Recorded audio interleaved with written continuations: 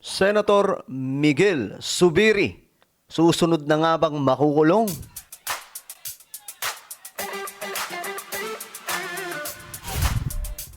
Okay. Pag-usapan po natin ito. Kasi ngayon may lumabas pong update tungkol dyan. No, na nadamay nga po yung pangalan ni Senator Migs Zubiri. Ano bang nangyari? Pag-usapan po natin. Anyway, mga sangkay, sa mga hindi pa po dyan nakakapag-subscribe, guys, i-subscribe nyo po yung ating YouTube channel para lagi pong updated sa mga vlog, sa mga ginagawa po nating content. Sa mga nanonood naman po sa Facebook, i-follow nyo po yung ating Facebook page. Okay, so diretso po tayo mga sangkay. Ito kasi yung report ngayon. Lumabas ang balitang to, nung kumanta kasi si Bunuan, may mga pangalan po siyang inilabas. Actually, mga sangkay, ito nga po, tingnan po ninyo. Ayan. Isa ito mga sangkay sa lumalabas ngayon. Breaking news, DPWH Secretary Bunuan testified that Yusek Bernardo submitted to him a list infra projects for Bongo and Robin Padilla in 2025. So ngayon, marami pong pangalan ang nadadamay. At ito po yung isa. News update itinanggi ni Senate Minority Leader Mig Zubiri ang testimonya ni dating DPWH Secretary Manuel Bunuan sa Sandigan Bayan na nasa kanyang discretion umano ang 24 bilyong leadership funds. Nako.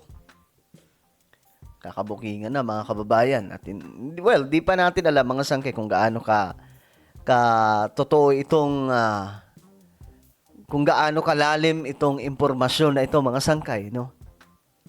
Pero ganyan ang sinabi ko. Kaya ganito po ang problema sa Pilipinas pagdating po sa budget ng ating pamahalaan. Kasi hindi maayos yung sistema. Hindi po transparent. Basta may ano lang.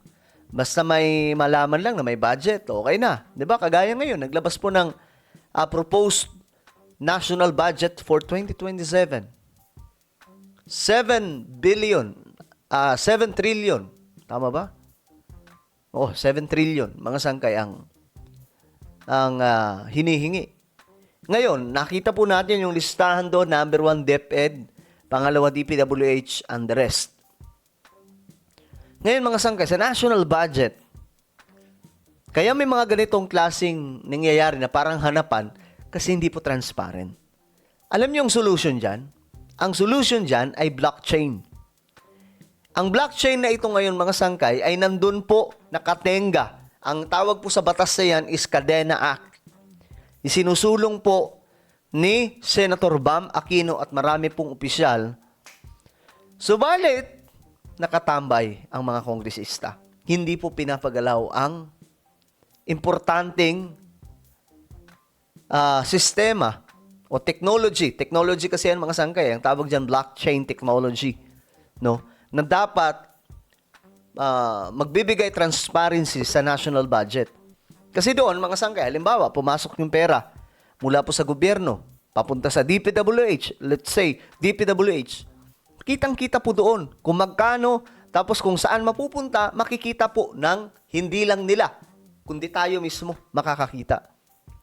At pagdating naman sa pagnanakaw, makikita doon kung may nagnanakaw o hindi. Kasi walang maiiwang doon, mga sangkay, kumbaga, lahat nakabakas eh. Pag lumabas yung pera, kitang-kita kung halimbawa, budget ng tulay. Let's say, may tulay ipapagawa doon sa isang probinsya. Ngayon, kukunin nyo, siyempre, sa DPWH. Tulay. Yung budget, let's say, ang tulay na yan is nagkakahalagang 20 million yung tulay. Sa 20 million na yan, makikita doon kung saan napunta. Magkano biniling mga materials. Magkano yung ginastos. Magkano yung binayad sa engineer. Magkano yung binayad sa architect. Lahat mga sangkay. At kung may magtatangka magnakaw, makikita din po doon kung sino ang nagbawas. Kahit po ibalik nila, halimbawa, ninakaw. Ngayon, naisip ng isang kongresista, mukhang mahuhuli ako dito, naka-blockchain, yung babalik ko to. Makikita pa rin doon, may kinuhang, halimbawa, may kinuhang 10 million or or let's say 5 million. Tapos, kinuha ng walang ano doon kung bakit kinuha. Walang information. So, matik yun, corruption yun. So, ngayon, naisip mong ibalik. Kasi baka mahatak, makita ka o mabisto ka kasi naka-blockchain. Kita pa rin doon na may kinuhang 5 million tapos binalik yung 5 million. Ganun po katindi ang blockchain technology. Cadena Act po yan, mga sangkay. Yan po yung tawag dyan sa Kongreso ngayon, mga sangkay, na hindi ko alam bakit hindi pa rin nila tinatalakay. Cadena Act. So sana, no? Wala sanang ganito na hanapan. Ito, mga sangkay, kagaya po nito. Sinabi daw po ni Secretary Manuel Bunuan sa Sandigan Bayan na nasa kay Zubiri daw po ang umano'y 24 billion leadership funds. Alam niyo, wala sanang ganito, nakakanta pa kung naka-blockchain. Dahil doon makikita ka agad, oy, yung 24 billion, na kay ganito pala to, na kay Senator ano pala to. Mahanap ko agad doon. Ito, ngayon, ano sabi ni Miguel Zubiri? Ayon kay Zubiri, hindi siya kailanman humawak, humingi o nag-asikaso ng listahan ng mga project request mula sa mga senador nung siya ang Senate President. You see? Itinanggi. Pero kung naka-blockchain ito, mga sangkay, itong budget ng pamahalaan sa lahat ng departamento, guys, kitang-kita kaagad, mga sangkay, kung totoo ang sinasabi o hindi. Dahil makikita po doon, mga sangkay. Mahahanap po doon sa blockchain. Tayo mismo, na mga common citizen, malalaman po natin kung sino yung magnanakaw. Diba? Yan problema, mga sangkay, ayaw pagalawin. Ang batas na yun, yung mga mambabatas din. Siyempre, hindi na rin po sila makakapagnakaw kapag nandyan na yan. Iginiit din niyang walang proposed budget amendments na dumaan sa kanyang tanggapan at alam umano ito ng mga senador. Aniya, ang mga kahilingan para sa mga proyekto ay dumadaan sa Senate Committee on Finance na siyang nangangasiwa sa proseso ng budget sa Senado. O, kita nyo, tanggihan na. Kasi hindi naka-blockchain. Kung naka-blockchain sana yung pera, kung may Cadena Act sana, mga sangkay, madali pong mahanap yan.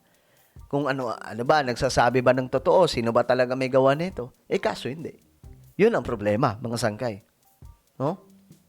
Kaya ngayon, ang tanong dito, si Mig Zubiri na ba? Kasi ang laki po niyan, 24 billion po yan. Pambihira. Ang tanong, si Mig Zubiri na ba ang susunod na makukulong? Susunod, sino ba yung nauna? 'Di ba? Sila Jinggoy, si Marcoleta, at iba pa, mga sangkay. Susunod na ba si Miguel Zubiri? Well, alamin po natin. Pero ano po ang inyong opinion? Comment down below. Meron tayong YouTube channel. Ito po ay Sangkay Revelation. Hanapin nyo po ito sa YouTube ngayon din. Kapag nakita nyo na, i-click nyo po yung subscribe, i-click ang bell, at i-click nyo po yung all. Ako na po ay magpapaalam. Mag-iingat pong lahat. God bless everyone.